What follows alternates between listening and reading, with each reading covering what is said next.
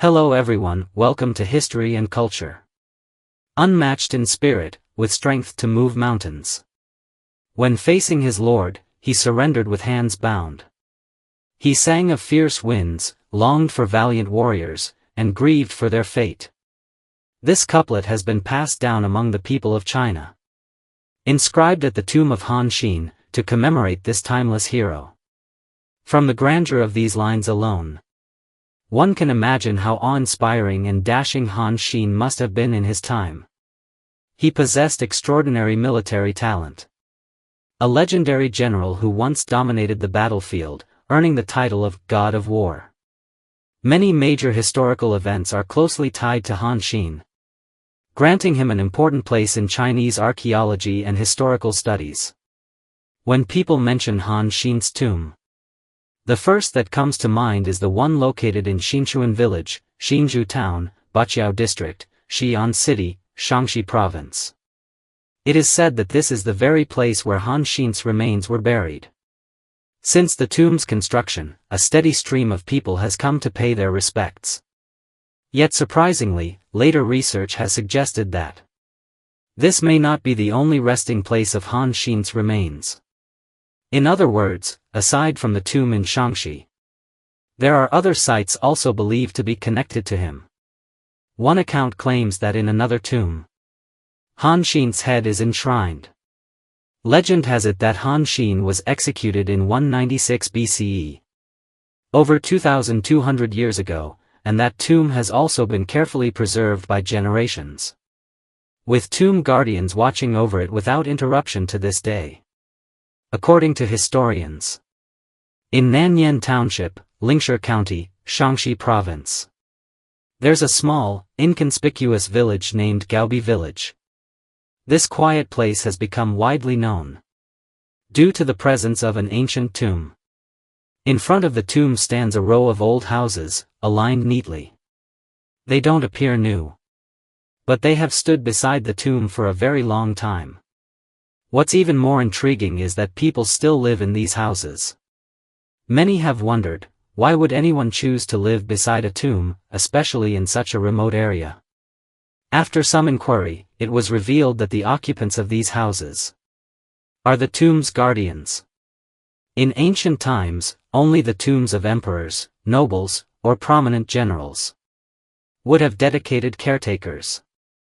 Driven by curiosity, investigators decided to explore the tomb more closely. The hill itself isn't very high, and one can follow a side path to reach the top. Along the way, it's clear that a wall once enclosed the tomb site, though now it is quite low, so low in places that one could easily step over it. According to ancient records, the tomb's outer wall was originally as tall as the tomb itself, massive and imposing. But what remains today is merely the lower half. Local villagers explained that after centuries of war, regime changes, and lack of maintenance, the bricks and stones of the wall weathered and crumbled, and the upper parts were gradually dismantled by later generations, leaving the walls so short as they are now. Furthermore, wild grass has overtaken the area surrounding the tomb, with barely any trace of human activity along the path. In some spots, the weeds have grown taller than an adult's waist, showing that no one has come here for a long time, except for the tomb's silent guardian. After walking through the weed-choked trail, one finally reaches the tomb's entrance. There stands a structure called the Ming Tower. Behind this tower lies the main burial site. Today, the Ming Tower too is overgrown and dilapidated, with a desolate atmosphere all around. The tomb keeper revealed that the occupant of this ancient tomb is none other than Han Shin, founding hero of the Western Han dynasty and a military genius. In ancient times, the role of a tomb keeper was a very common profession, especially for serving emperors, nobles, generals, and ministers of high status. Their duty was to guard the tomb, prevent theft or damage, and ensure the peace of the deceased. Later, as history progressed, even some wealthy families or prominent local clans would arrange for dedicated individuals to watch over their ancestors' tombs. Many people might assume that being a tomb keeper was a lowly position. But in fact, in ancient times, true tomb keepers were often respected. They upheld the principle of respecting the tomb as one would respect the person, guarding not just a burial site, but also the memory of a family and its history. The most important quality of a tomb keeper was reverence for the tomb. From the moment they took up the post, it meant dedicating themselves to the deceased, remaining steadfast and protective of the site no matter what happened. Unfortunately, with the passing of dynasties, historical upheavals, and endless wars, many tomb keepers were either scattered or their line of duty was broken. But in a remote village in Shaanxi, one tomb keeper has continued to hold his post to this day. According to him, beginning with his ancestors, his family has been guarding Han Shin's tomb for over 2,200 years. When people hear this number, they are often stunned, finding it hard to believe. Can a profession really be passed down for more than 2 millennia? What's even more intriguing is this: why does this particular Han Shin tomb contain only a skull? Speaking of Han Shin, most people have at least heard his name. He, along with Zhuge Liang and Shao, was known as one of the 3 heroes of the early Han. He was one of the founding contributors of the Western Han dynasty, and also one of the most famous military strategists in Chinese history. During the Chu-Han contention, a war between Liu Bang and Xiang Yu for supremacy, Han Shin played a pivotal role. At that time, Xiang Yu had a powerful army and overwhelming momentum. Most believed he would win and chose to support him. In contrast, Liu Bang's forces were weak, and he lacked capable generals. But Liu Bang didn't give up. He kept seeking out talented individuals. It was during this time that, through the recommendation of Shao He met Han Shin, who ultimately decided to join Liu Bang and became one of his most trusted allies. Han Shin had exceptional military talent. He first proposed the Hanzhong strategy, which impressed Liu Bang so much that he exclaimed in awe, wishing he had met Han Shin earlier. He then proposed the Three Qin plan. When Liu Bang was defeated at Pengcheng, Han Shin led the army himself, struck a heavy blow against Xiang Yu, and swiftly conquered the states of Wei, Zhao, and Yan in a sweeping campaign. On the battlefield, Han Shin was not only brave but also had a unique strategic vision. He often led troops personally and won almost every battle, especially during the campaign against the state of Qi. He annihilated the main enemy forces in one decisive strike, earning high praise from Liu Bang. It can be said that Han Shin was the #1 contributor to Liu Bang's ultimate victory and the unification of the empire. However, this very success planted the seeds of future trouble. After founding the Han dynasty, Liu Bang appointed Han Shin as King of Chu, giving him vast power and territory. But as peace was gradually restored, Liu Bang grew less reliant on Han Shin and began to view him with suspicion.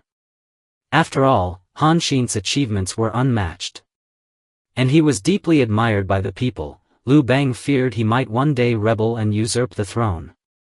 Later, someone in court accused Han Shin of harboring treasonous intentions. Liu Bang, already prone to paranoia, believed the accusation without hesitation, and demoted Han Shin to the title of Marquis of Huayin, drastically lowering his status. After Liu Ji became Empress Dowager and took power, she too grew concerned that Han Shin's military talent might threaten her authority. So she conspired with Shao to lure Han Shin to the Chengel Palace in Chang'an, where they accused him of treason and executed him, beheading him. What is particularly tragic is that it was Shao who had originally recommended Han Shin to Liu Bang, transforming him from an unknown figure into a founding hero of the Han dynasty. Yet in the end, it was also Shao who led him into the trap that cost him his life in Chengel Palace. This became the origin of the Chinese idiom, risen by Shao, ruined by Shao. Later, to appease public sentiment, Empress Dowager Liu Ji had Han Shin's head buried on the spot, at a roadside along the official route he had once traveled. What is today Nanyang Township, Lingshe County, Shaanxi Province. She also arranged for a dedicated tomb keeper, with the duty passed down through generations, continuing to this day. Han Shin, having led troops in numerous battles throughout his life without suffering defeat, was one of the rare undefeated generals in Chinese history. He has since been honored by later generations with titles like Immortal of War and Divine Commander. He participated in many famous military campaigns, such as reclaiming the Three Qins, conquering Wei and breaking Dai, advancing east to defeat Zhao, and destroying Qi. These phrases have become idioms in Chinese, derived from his military exploits, and are still in use today.